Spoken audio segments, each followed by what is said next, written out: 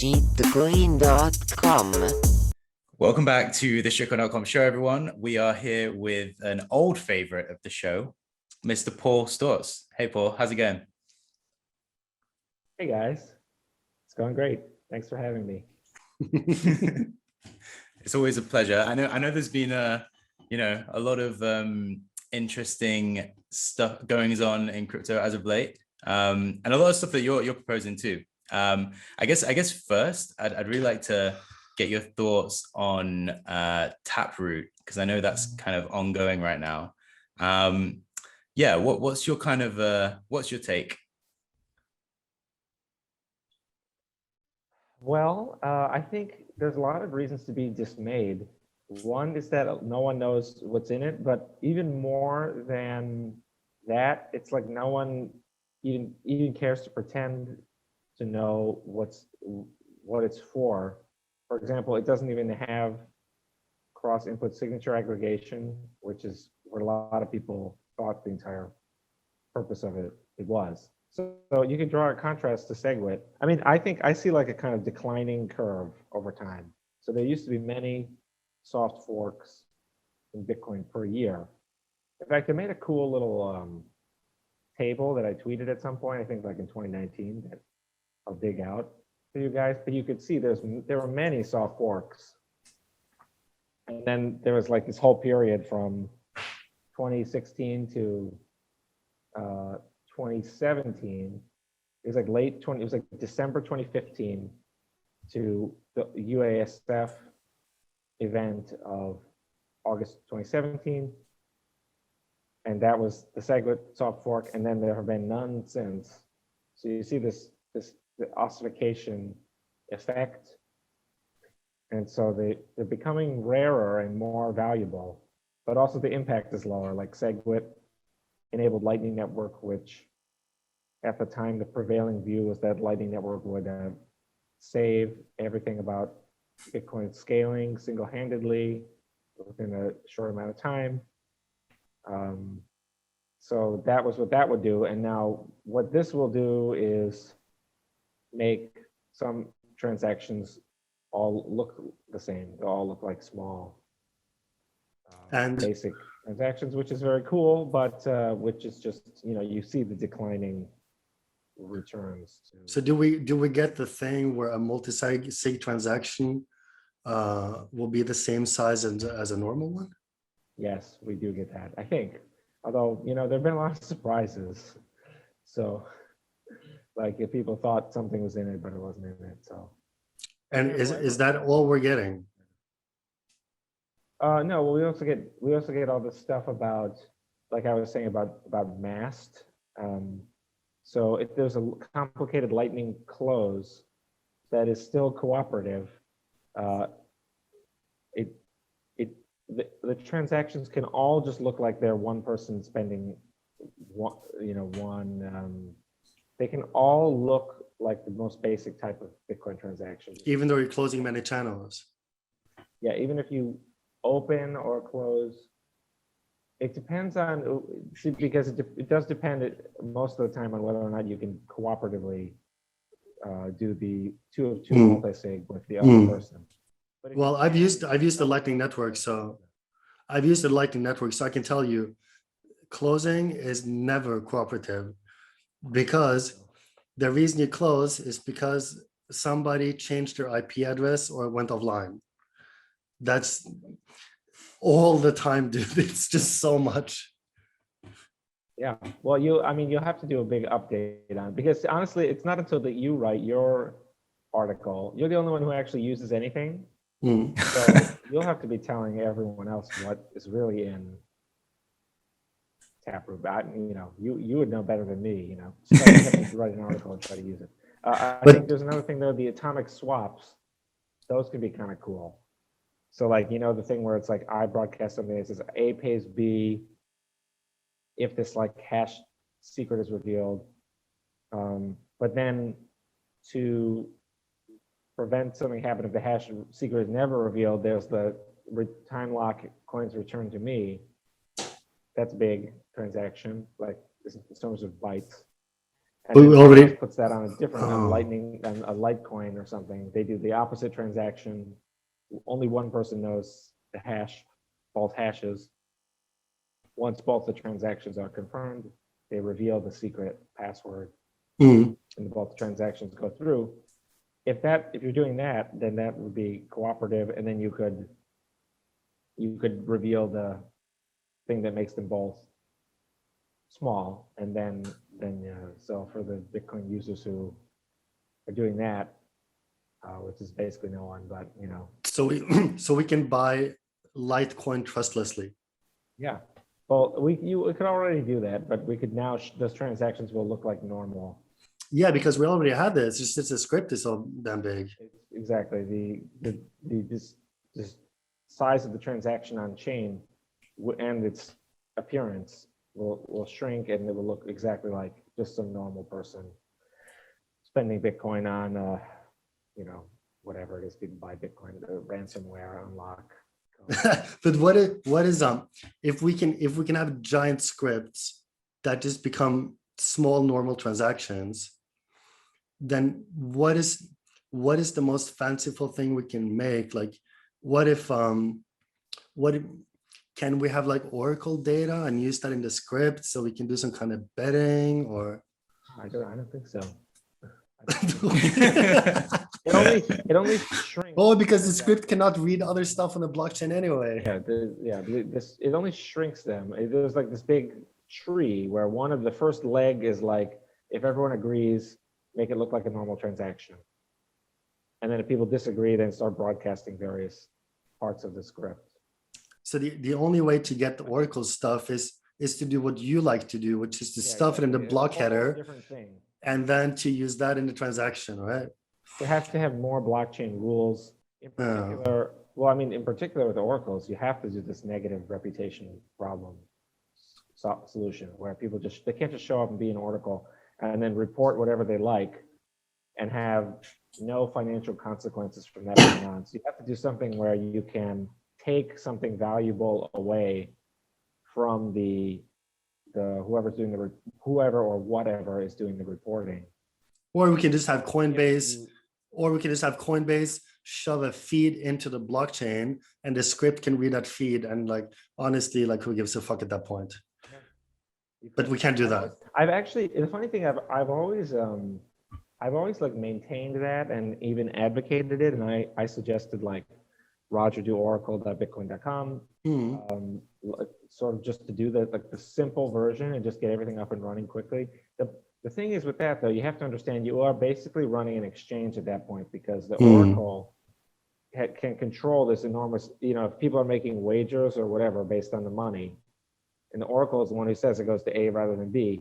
Well, it's really no different than the money being stored. Yeah, someone's going to try to hack the key. You might as well just send the money to Coinbase and do the bet there. So it's like whatever you want to do, but you understand it's when it's custodial and when there's just one fixed key or just whatever, 5 of 7 fixed keys, you have all the problems. Because everyone will try to hack you, everyone will try to be bad employees. Yeah. So have fun, exit scams, so have fun with all that. So, but I still think that people should do that. I've always said, because that may work for some things. And you could do it like, in 2 weeks, if you just slap something together, you could actually, and that would be nice to have something. But yeah, no one really has, I don't know, the Oracles thing, it's another thing where my views are just very, very, very different from most people's views. I think the bigger thing though with Taproot is just that people don't care about knowing what's in it. No one cares to know. It is the virtue signaling ratio part of the pie has grown significantly. In Segwit, I think a lot of people did actually know what it was doing and why and what the impact it would have. Even though you did have a lot of people, like I don't want to just call John Carvalho out or whatever, but he didn't know that Segwit was a block size increase until like a few months ago or like last year or something. So that is when you have, so because he's a good example because he's someone that is normally pretty well informed as to like what is, I don't know. And it was the same with on Bitcoin nodes. And it was the same with Tone Base. Don't you remember when Tone Base did the thing in the car, and he goes like, "Wait, so to use Lightning, I need to have a full node." You have a full node, yeah. Right. Yeah. So I think this trend of just people who, After shilling it for 2 years. yeah, if they bought Bitcoin, someone told them this is the new word, Taproot is the new thing you say, and then they say that thing, and then, so no one does what you do, like where they turn the software on and they say, oh. Well, I do it because I have to, because I need to run the software to sell you shit coins more faster than you could before. And to do that, I need to run all this shit. And yeah, usually none of it works. I used to be very happy with Bitcoin. You installed it on your computer and you clicked receive and it showed you this address. You gave it to your buddy and he clicked send. He pasted it in, shows the amount. And it's like, hey, you're getting some money. And that worked really well. The Bitcoin GUI is really, really strange. I love it. On here to defend themselves, but like the receive page is like cluttered up with like all this crazy invoicing and stuff. Now or then? Yeah, now. Oh, I used to love it. It was so simple. It's just like this list. You just see the original Satoshi version, like the GUI opens up and it just right at the top. There's no like tabs or anything. There's nothing. It's just one window and it just says your Bitcoin address. Nice. And the whole like receive tab was just, yeah. And it was like, and then it was just this ledger of what had happened. Wow, and that's really good UX. And then my favorite thing is you're looking at it and you're like, yeah, but how can I use this in software? Like, how can I automate receiving and sending? And you just click on like console and it tells you all the commands. You're like, oh shit, I can make anything. The daemon or whatever. Yeah, it's really nice. It's a bit different today because now you need to install Java, get the correct version, and then you can install, what's that shit when I can make work? It starts with a P. Qt? Polkadot. Yeah, and then it's like the Polkadot. You install the Polkadot, and then you install the Hedera. No, it's not Hedera. They're Kashmir, Kasima, which is like the chain on the chain, and it's like literally nothing works. It's like the tangle all over again, isn't it? To whatever you go out into, everyone wants you to just API into like whatever. Infura. Yeah, I love Infura. It's the best. It's like it makes Ethereum just like PayPal. Even after, dude, I pay them so much. I pay them hundreds of dollars a month to use Ethereum, and no, I love it. They're doing a great job. Well, then they opened the door to Binance Smart Chain. That was like, because it's literally the same thing. It's like just like you sneak the Trojan horse in, the soldiers surround the gate, and now the soldiers are like killing everyone and opening the gate, and now it's like, yeah, and I'm a lot of Bitcoin maxis and me are cheering on Binance Smart Chain because at this point it's literally the same thing, because Infura is so big that it's better to trust Infura than to trust your Ethereum full node, because Infura is the network. yes, because this is something I was thinking about. I've thought about this for a while, but I did tweet about it a couple of weeks ago. Like when you buy a UTXO, you're really buying the other people who own the coin. It actually has nothing to do with the technology, because you could take, and for any technologies, like you have blockchains A, B, and C, and you have UTXO sets, A prime, B prime, C prime. Any one of them could load the other UTXO set at any time. So actually, it has nothing to do with Oh, you're buying the people because you need them to keep running it, like the same software as you. Imagine like ETH flipping BTC or something. Someone out there would just take BTC and they would have some way of just like having all the Ethereum addresses or keys. They'd have some kind of isomorphism or something. And they would just say, okay, here's Ethereum. We're going to call it, Gavin Andreessen had a post Bithereum back in the day in like 2014. Here's Bithereum, and it's Ethereum. It's the Ethereum code. It's like Infura or whatever, but it has all the BTC UTXO sets loaded.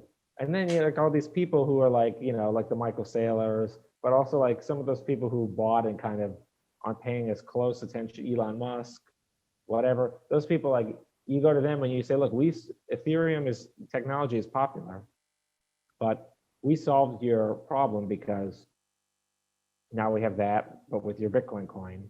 And then that would obviously be enormously impactful in increasing the value of that new Bithereum coin, possibly to, number one spot very easily, because it has the number one technology and the formerly number one UTXO set. So that type of thing is a big deal. In fact, early things like Aurora coin, you remember Aurora coin? Like, Oh, I do. Thought of this principle. They're like, we'll just give the coins to a lot of other people at the beginning, when in Iceland, to try and get a big network going. And then this is what I mentioned. I think, I don't remember if this was on my debate with Daniel Krawitz or whoever, but there can't be any explanation for why you have ZCash, the coin, and then you have a version of it that is exactly the same, but has the tax cut out, the dev tax in every Coinbase transaction. ZCash. Yeah. Or Z Classic, or I don't actually remember the name, but so that's what you have now. But the thing is, you think how could the price of the one without the tax, how could that possibly be lower? It's exactly the same technology, just minus a tax on the user. So you think, how could it possibly have a lower price? But of course it does, and that's because different people own it. Yeah, it's interesting. I guess it's good marketing there. Maybe ZCash is a pump in it. True. Yeah, but of course the marketing only really affects who chooses to own it. So maybe those 2 points are not very different. Paul, we wanted to ask you as well about your proposal, BIP 300. So I see there's more and more chat around it now. I guess, yeah, kind of bringing very slowly coming around to my point of view, I guess. It seems that way, right? It does seem that way. I thought, I would be like, people, it was not, this is a very interesting like narrative took place in Bitcoin that involved in 2016, 2017 with the block size war and just the way it fell out. The narrative involved like, you had to, anything that had to do with miners, everyone had to hate, and everyone had to pretend that the miners were, anything having, mining was suspicious at best, and anyone who wanted the block size increase, that was just like irredeemably evil. But the approach that I was doing with it was like, what do the large blockers want? What do the small blockers want? Is there something where everyone will get what they want, really? Which is part of the origin of BIP 300, but people they didn't even stop about and entertain this idea of two different groups getting what they want. They were just like, oh, if the large blockers get what they want, it must be a bad idea. So this contributed to the idea's like unpopularity in like 2017. And so, but now everyone is slowly learning that I think that I must be right. Well, there was never any, so what, yeah, BIP 300 is this sidechains idea, the two-way peg, where you send the coins to different pieces of software and back. And that different piece of software could be the large block, it could be some version of Bitcoin Cash that has no coins on it to start. And it could be a version of Ethereum. And, the other thing that happened with the whole narrative was that Bitcoiners became very, I don't know the word, but it's something like complacent and or people thought that the reason, this is the rise of like, these people on Twitter, people who are like, Bitcoin succeeded because it was just perfect the way it was. It has the first mover advantage. Nothing else can possibly be money. And so its success is predetermined. And so it will just succeed. And so this is like for example, this is like a safety and lose type thing that like the game is already over. Bitcoin can never be challenged because it was first. And certainly it's difficult to challenge Bitcoin because it's first, but now we see Ethereum's market cap is almost half of Bitcoin's. And people are starting to get nervous, as they should, because, gold was first and banknotes replaced the gold. So, so it's not like it is obviously theoretically possible for anything to become money if enough other people are using it. And it also seems like, I guess now with this kind of everything, it seems to have just gone in only up mode, and people are seeing, oh crap, there's all these people making money on all these other coins. Why can't we be doing that on Bitcoin? Which is it's interesting it's taken this long. And you could certainly see like a bunch of rich people meeting somewhere. This is conspiratorial and funny, but a bunch of people and they say, look, we missed the boat on Bitcoin. But together with everyone in this room and with whatever, media, Rupert Murdoch type person and whatever, like Mark Zuckerberg or whatever, right? So the Winklevoss that they got in on Bitcoin, Mark Zuckerberg, did you see he named one of his dogs Bitcoin or something? Yeah, a goat. Yeah. And but the point is they could all meet and they could say, look, we'll pick the second biggest one just because it has a smaller market cap and we can buy more of it. And then we'll just shill it or whatever. And then we'll see what we can do. See, the thing is, it's become, if you try to say that Bitcoin could be defeated by an altcoin, this is considered like this is considered like FUD. This is considered like disloyal to Bitcoin. This is considered like not understanding Bitcoin. Can't go to the Citadel. That's the issue, isn't it? Yeah. No more. To believe in the Citadel. Isn't it funny that is a very much, I think, a very religious allegory? The Citadel is like the afterlife, like heaven. Like if you believe and toil in this life, you work hard and you stack sats and you save, you are rewarded later with this carrot on it's like, on like a kind of fishing line, and you will be accepted in, and then you can look down on all the people suffering below. It's like the perfect, like, it's just perfect. And it's like got all the major themes of like judgment, right and wrong. And this one thing is all you need to do. You just follow these simple rules and you're in. Stack sats, It involves a toil. It has to involve the sacrifice.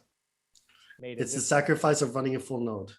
Yeah, you have to do all this stuff. You have to use all this complicated software, like whatever, like lightning nodes, whatever, like Wasabi and stuff. You have to like do all this stuff, this grind, and you can't spend money on things that you like now. That's having a bad time preference.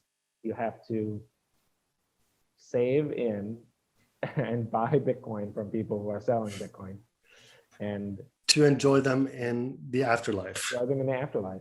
Yeah. Oh, it's like a Viking burial. So you stack sats your entire life, and then when it's time to go to the Citadel, you're buried with all of your Bitcoin and your private keys, and you wake up in the Citadel where you don't even need money. But it's your entry fee. But it's like only an allegory. Like who knows when are you going to die? When and go to heaven? When are the Citadels going to arrive? When obviously as an abstract concept, just like heaven, it makes sense as an abstract concept. But once you get to the details, you're like, what? Like, died like 4 years ago. Have they been like doing stuff in heaven for 4 years? Friends. someone dies like a 4-year-old, or they're like an adult, they like have a wife and kids up there, like what's going on, you know? Question mark, question mark, question mark. Similarly, the Citadels, you know, you're like, only Bitcoiners are there, like, don't we have any like, do we have any fun people, you know? Do we have logically normal people? Only carnivore diet up there. That's all. Exactly, like, okay. Cannot find a you cannot find a bagel to save your life in a Citadel. Yeah, will there be bagels there? Because it'll have everything you want, but you wouldn't want a good Christian would never even want bagels, so don't worry about it. Okay, so that is very funny. The Citadels thing has always struck me as a very funny. Because the whole thing is an allegory, but the fact the Citadel is just like so much like heaven that it's very funny. While we were still on the BIP 300 stuff, I just want to say I really enjoyed the fact that you called the scalability sidechain Thunder. That's really good. Intentional, of course.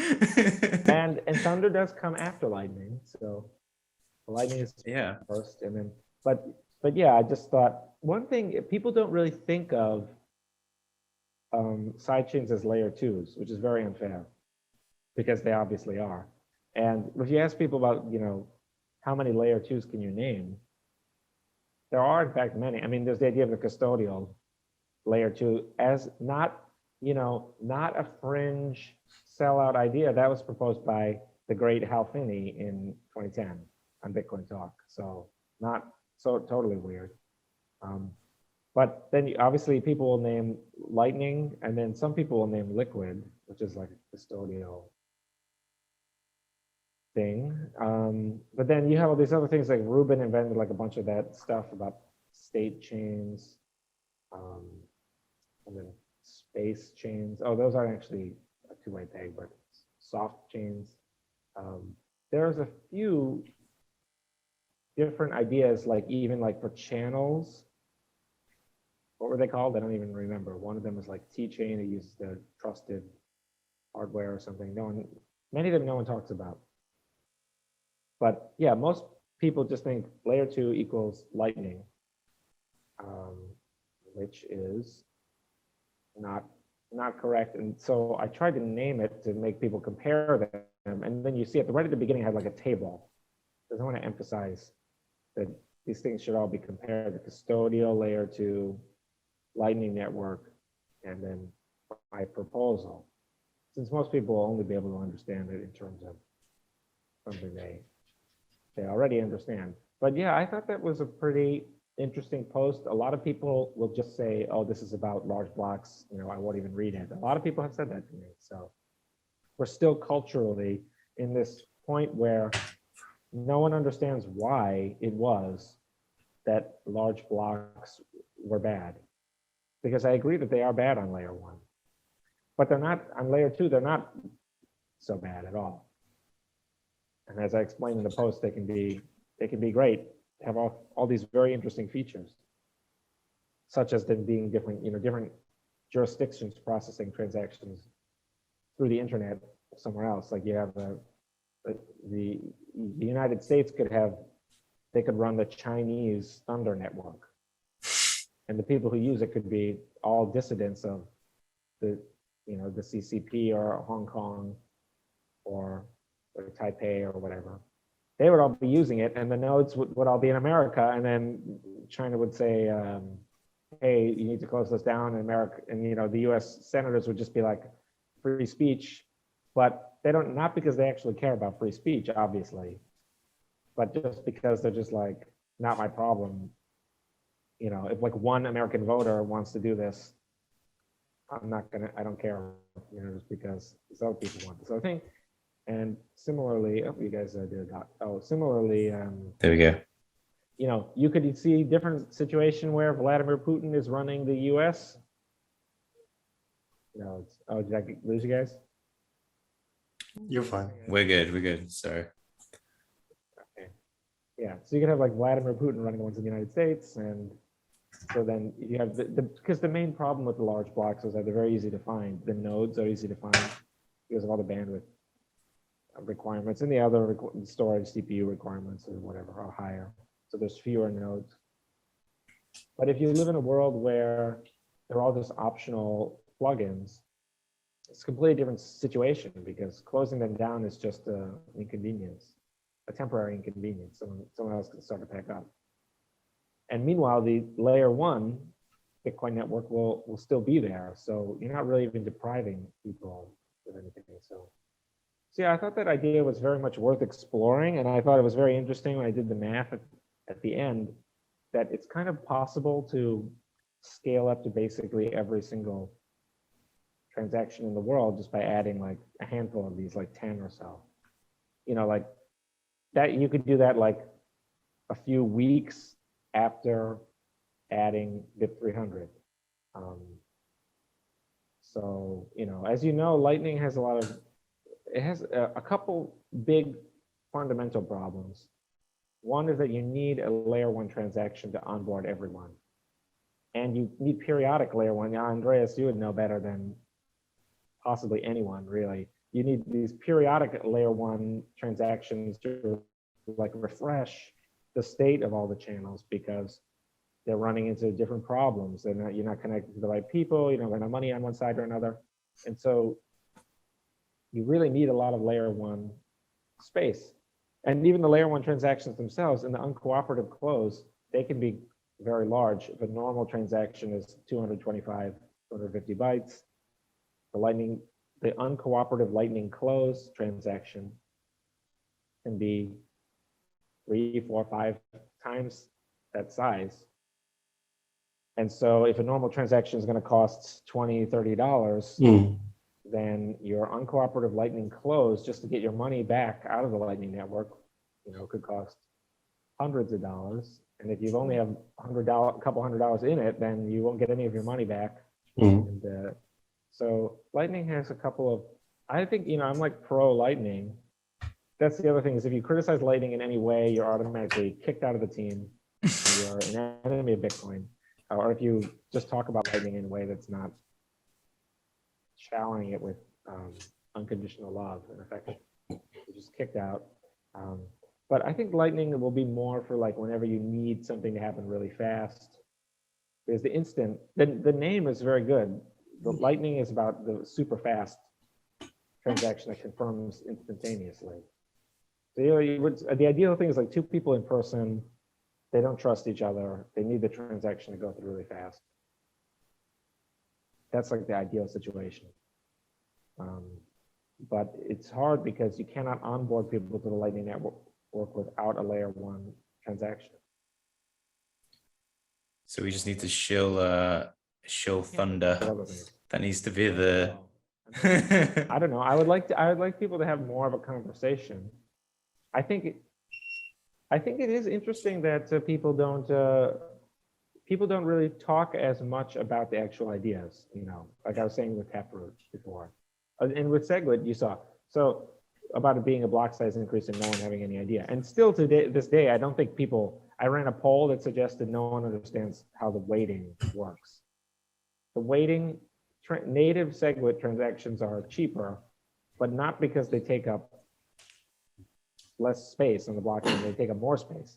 And especially if it's wrapped with the P2SH SegWit. If it's wrapped, it's huge. Space, but they have a smaller fee for VByte, but that is only because there is a biased counting up of the bytes. But most people have no idea about any of that. Yeah, from the central planners. Yeah, I think it's a mistake. It's, you know, the whole point was, you would think, of Bitcoin is this self-sovereignty, consent, you know.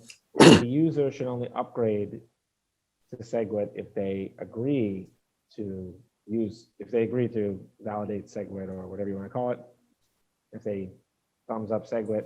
But they can't give a thumbs up or a thumbs down if they clearly have no idea what it is. And so that any question you ask them about thumbs up, thumbs down SegWit is invalid if they don't know something about SegWit. You know, that's called informed consent. Doctors' offices and people deal with that question. So I'm a little concerned that people not only reject, but they reject ideas that they don't understand, but they seem to also be, you know, accepting ideas that they don't understand. And that means that it's only a matter of time before a bunch of irrational errors accumulate. Speaking of debates, what do you think of this about this kind of renewed sats and bits debate? What are your thoughts on that?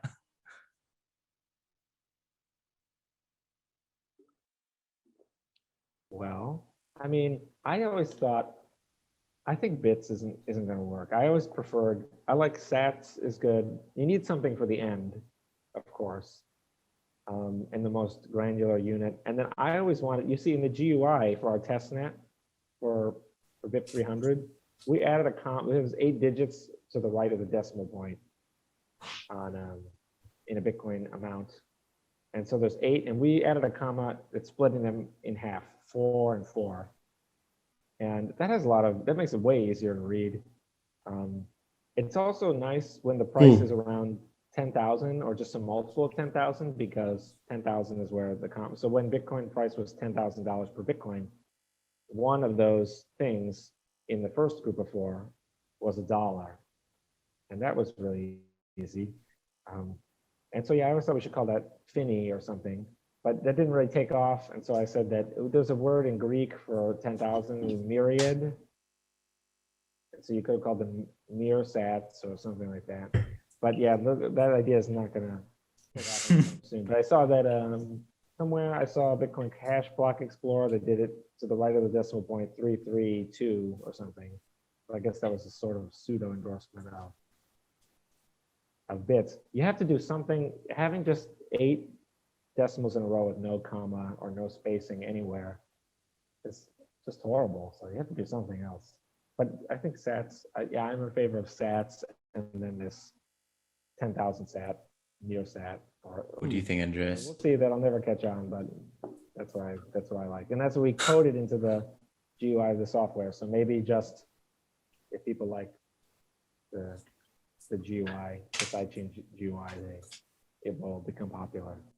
I'm good with the sats. It's like, okay, I'll send you, either it's a huge transactions. It's like I'm sending you 1.5 Bitcoin. That's like the big one. It's like I'm buying a house. Or you're doing something small. So I'll send you 150,000 sats. I mean, you'll just have like 2 different systems in your head.